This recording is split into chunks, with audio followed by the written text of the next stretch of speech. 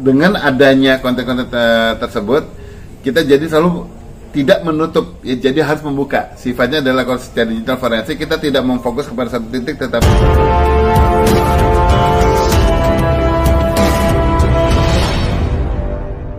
menanggapi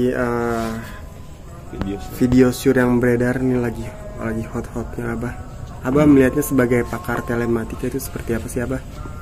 Ya, kita sekarang kalau mendapatkan kabar yang kayak gini, yang kita lakukan kan adalah melakukan menganalisa konten yang ada di masyarakat, dan kemudian yang diajukan pihak-pihak media kepada saya, dan kemudian kita juga mencari lagi dari berbagai sumber-sumber yang lain. Ya, biasanya kan kayak gitu kan, yang nyebar lah di kalangan intern kelompok-kelompok tertentu gitu loh. Nah, sejauh ini semua konten yang tersebar adalah konten yang sama, ya. Jadi bukan ada beberapa variasi, yang satu pakai konten A, ini B, C, D, enggak. Semuanya masih mengatur pada satu konten yang sama yang berdurasi berapa? 47 detik, ya.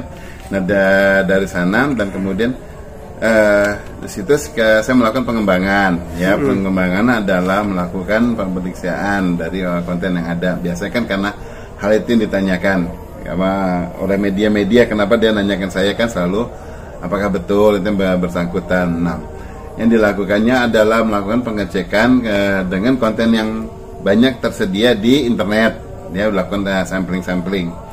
Saya bahkan mulai melakukan pengujiannya mulai banyaknya karena sudah mulai ada banyak yang berbasis artificial intelligence. Saya mulai mencoba beberapa tools, tetapi tidak mengandalkan hal itu, cuma dalam arti itu sebagai suatu referensi untuk penguat melakukan pengujian.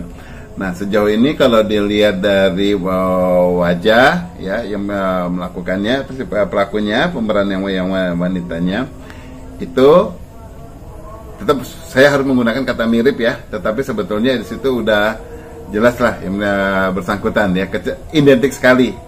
Kalau dibilang mirip, ya sangat miripnya mirip banget gitu.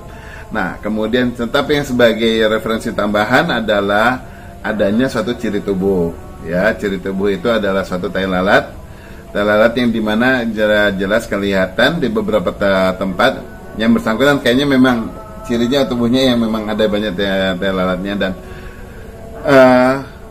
satu titik sudah confirm, yang lainnya nanti tinggal dilakukan cross check untuk dilakukan penyanggahan kalau yang bersangkutan apakah punya tai lalat di area tersebut atau tidak. Nah, tetapi selalu dengan referensi tai lalat di sini karena posisinya itu sangat identik, sangat jelas, itu bisa nanti mengkonfirmasi itu yang bersangkutan atau bukan, ya.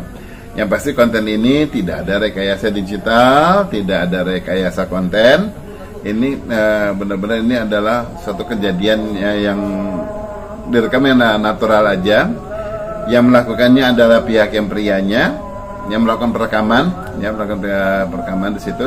Cuma sekarang tidak ketahuan siapa yang melakukan penyebaran, ya. Jadi kalau di sini baru sampai tahap bahwa bagaimana rekaman itu terjadi, tetapi nanti kelanjutannya adalah dilakukan pengujian siapa yang melakukan penyebaran, gitu. Oke, Abah mungkin melakukan pengujian itu berapa lama, Abah? Melakukan pengujian sebetulnya nggak lama, dalam arti selalu dari seberapa banyak bukti yang ada dan kemudian seberapa luas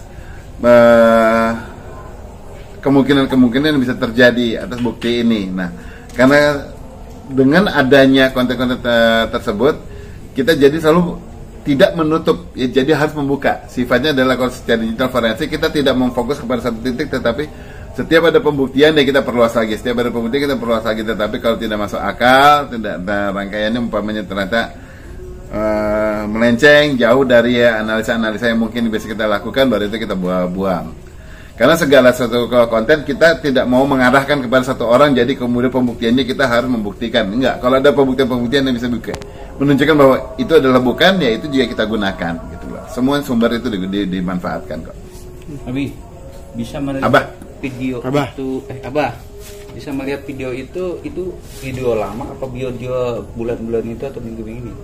Nggak bisa ketahuan itu video lama apa tidaknya, karena ini baru merupakan satu potongan, ya, dari potongan video, dan kemudian ini kan hasil perekaman yang bisa ada yang kesebar yang bahwa merupakan hasil perekaman lagi dari HP, ada yang kayak gitu. Nah, ada dari satu konten langsung. Nah, itu belum kita melakukan analisa untuk kita pastikan sebetulnya ini kapan, ya, karena sesuatu yang sifatnya nanti urusannya hukum demi hukum dan kepada orang hukum, itu analisanya itu lebih lanjut saat ini memang menjadi suatu kasus yang serius, dan kemudian setelah juga mendapatkan suatu sanggahan misalnya dari bersangkutan, ada kemudian bisa juga klarifikasi.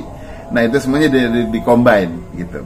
Tetapi yang pasti telematika tidak mengikuti apa yang yang diutarakan orang, cuma menjadikan setiap informasi itu yang masuk sebagai referensi untuk kita melakukan analisa yang kita olah kontennya. Jadi Abah itu analisa dari yang Abah lihat dengan video itu terciri dengan ada tai lalatnya aja ya?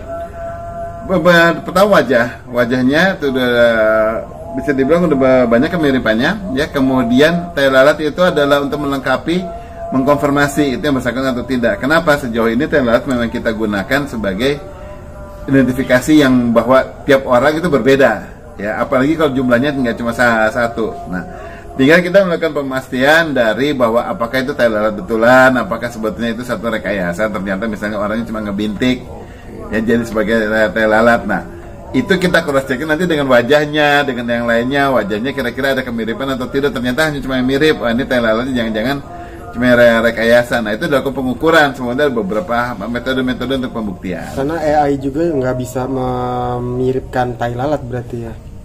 Gini, ya, jadi kalau secara posisi saat kita mendapatkan dua referensi tai lalat, yang satu titiknya di A agak ke kiri, yang satu di titiknya di A tapi agak ke kanan, maka kita tidak akan menyanggah salah satunya. Kita mengiyakan keduanya dan kemudian kita melakukan pengulasan untuk mana yang lebih mengarah kepada mana yang benar. Nah, diarahinnya apa? Ya mencari pembuktian-pembuktian lagi yang lain, referensi ketiga, keempat, kelimanya kayak gitu. Tapi itu secara sadar wanita itu tahu nggak sih posisi dia diambil gambarnya?